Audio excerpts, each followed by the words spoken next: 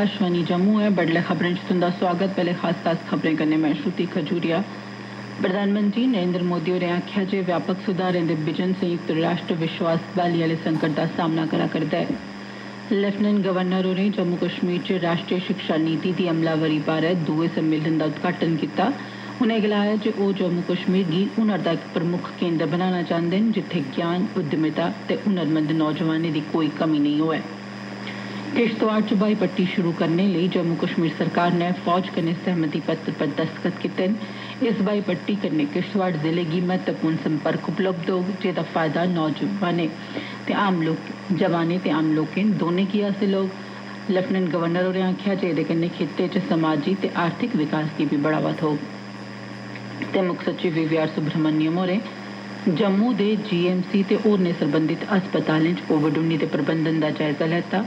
उनें पॉजिटिव आए दे मरीजें दे इलाज लेई असरदार नियम तैयार करने लेई भी आखेआ। खबरें दी तफसील कन्नै विजय बजाज।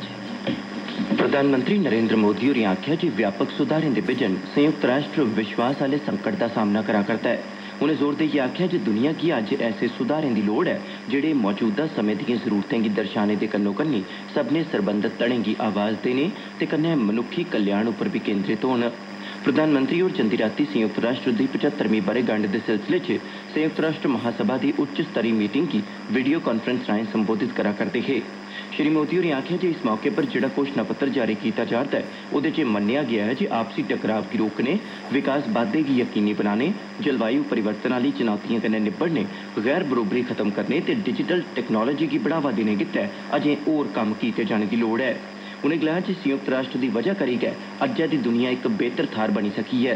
प्रधानमंत्री होरें संयुक्त राष्ट्र दे झंडे हेठ रमानदारी ते विकास बाद्दे आह्ले कम्में गी अगड़ा बधाने आह्ले सभनें दी सराहना कीती ते आखेआ जे भारत दा बी एह्दे च टकोह्दा योगदान रेहा ऐ। उनें आखेआ जे 75 ब'रे पैह्ले जंग थमां बेहाल होई दी दुनिया गी नमीं मेद नजरी आई ही ते मनुक्खी इतिहास च पैह्ली बारी पूरी दुनिया आस्तै कोई इक इदारा कायम कीता गेआ हा। उनें आखेआ जे भारत इस दिशा च सभनें मुल्खें कन्नै रलियै कम्म करने दा हिमायती ऐ। संयुक्त राष्ट्र च व्यापक सुधारें पर जोर पांदे होई श्री मोदी होरें गलाया जे 1945 आह्ला ढांचा अज्ज 21वीं सदी दिएं जरूरतें गी पूरा नेईं करी सकदा। संयुक्त राष्ट्र सुरक्षा काउंसल दे 5 चा 4 स्थाई सदस्य अमरीका, यूनाइटेड किंगडम, फ्रांस ते रूस भारत लेई स्थाई सदस्यता दे हक्कै च न।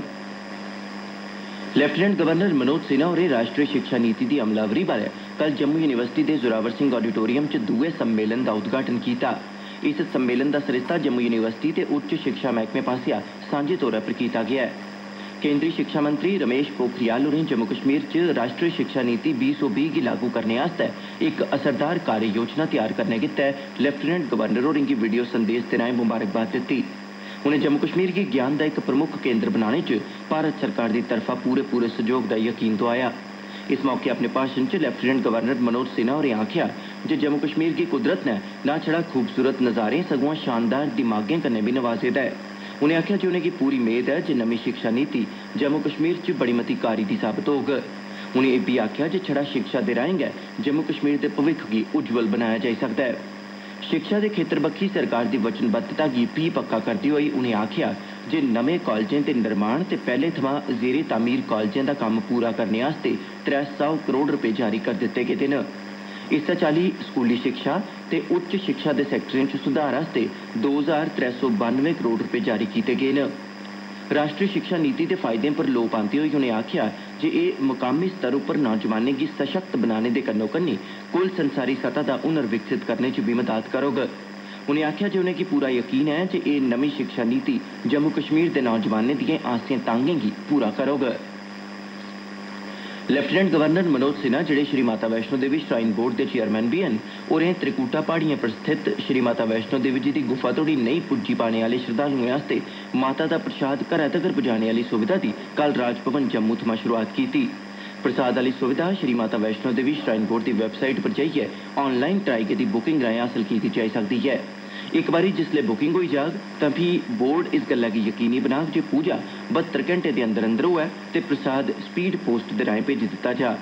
इस ब'रे दे अगस्त म्हीने अपना औह्दा सांभने परैंत लेफ्टिनेंट गवर्नर होरें श्राइन बोर्ड दी पैह्ली बैठक दी अध्यक्षता कीती।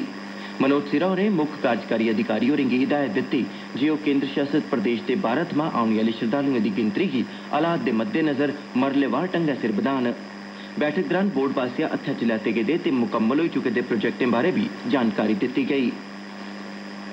पशु भिड्ड ते मच्छी पालन मैह्कमे दे प्रधान सचिव नवीन कुमार चौधरी होरें मवेशिएं गी होने आह्ली बमारिएं दी रोकथाम सरबंधी राष्ट्री कार्यक्रम गी जम्मू कश्मीर च इलैक्ट्रानिक सरिस्ते राएं शुरू करोआया।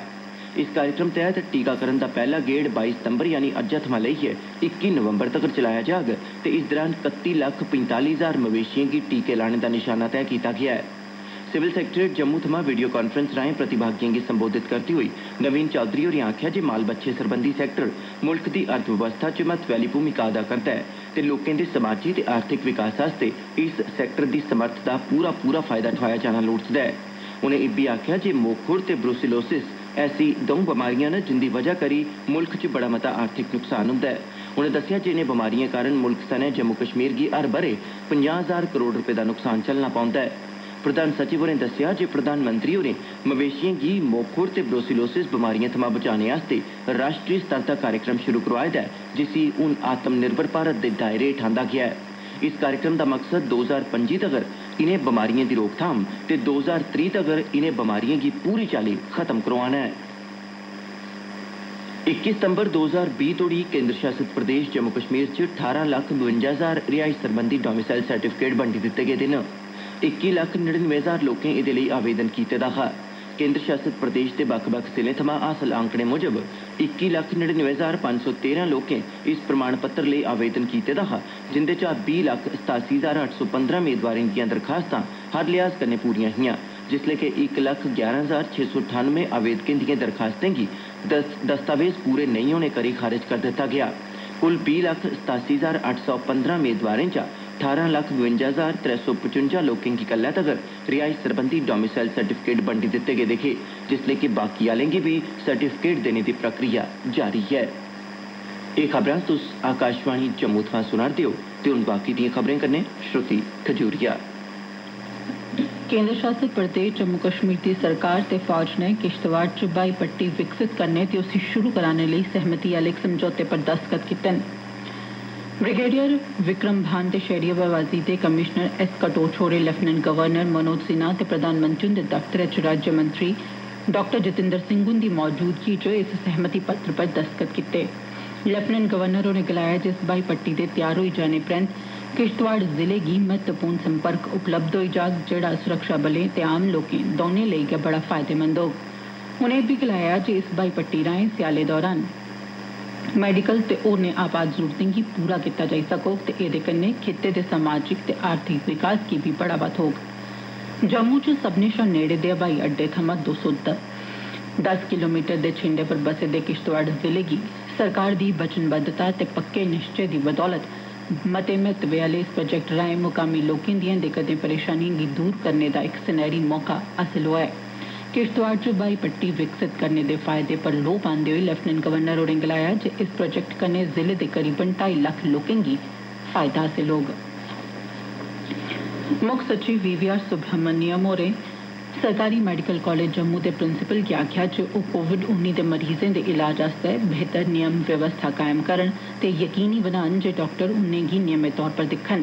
मुक्ख सचिव होरें एह् गल्ल सरकारी मेडिकल कॉलेज जम्मू ते एह्दे सहयोगी ते सरबंधित अस्पतालें च कोविड-19 दे प्रबंधन दा जायजा लैने लेई लाई गेदी बैठक दौरान आखी। सरकारी मेडिकल कॉलेज दे प्रिंसिपल होरें कोविड दे मरीजें दे इलाज लेई अस्पताल आसेआ अपनाई जा'रदी रणनीति ते ओह्दे पूरे पराते कम्मकाज बारै मुक्ख सचिव होरें गी अवगत करवाया। इस दौरान एह् जानकारी बी दित्ती गेई जे कोविड-19 दे मरीजें दे इलाज लेई खास इंतजाम कीते गेदे न जिंदे च लोड़चदे बिस्तरें दी जगह ते वेंटिलेटर वगैरा दी सुविधा शामिल ऐ। जीएमसी च कोविड-19 दे मामले सरबंधी 24 घैंटे कम्म करने आह्ला नियंत्रण कक्ष बी कायम कीता गेआ ऐ। मुक्ख सचिव होरें जीएमसी दे प्रिंसिपल होरें गी हिदायत दित्ती जे ओह् जांच करने ते कोविड-19 दे मरीजें या फ्ही होर दुए मरीजें गी बक्ख करने लेई जि'यां एमरजेंसी वार्ड या फ्ही ओपीडी च प्रवेश द्वार पर गै बक्ख करने दी व्यवस्था करन तां जे इस संक्रमण गी होर फैलने सोयां रोकेआ जाई सकै। उनें जम्मू म्युनिसिपल कारपोरेशन दे कमिशनर होरें गी हिदायत दित्तियां जे ओह् सरकारी मेडिकल कॉलेज दी इमारत गी साफ स्वच्छ करने आह्ले कम्में गी होर बी तेज करन। उनें मुतलका प्रशासन गी हिदायत दित्ती जे ओह् इस दौरान अस्पताल परिसर अंदर गड्डिएं गी खड़ोन नेईं देन तां जे अस्पताल दे हर इक कोने गी साफ ते स्वच्छ बनाया जाई सकै। कोविड-19 दे मरीजें दी 24 घंटे दिक्खभाल करने पर जोर पांदे उनें अस्पताल दे प्रबंधन गी आखेआ जे ओह् कुसै बी आपात स्थिति कन्नै निब्बड़ने लेई ऑक्सीजन दी नियमित सप्लाई गी बनाई रक्खन। उनें कोविड वार्ड च CCTV कैमरे लाने लेई बी गलाया। एह्दे कन्नै गै खबरें दा बुलेटिन समाप्त होआ।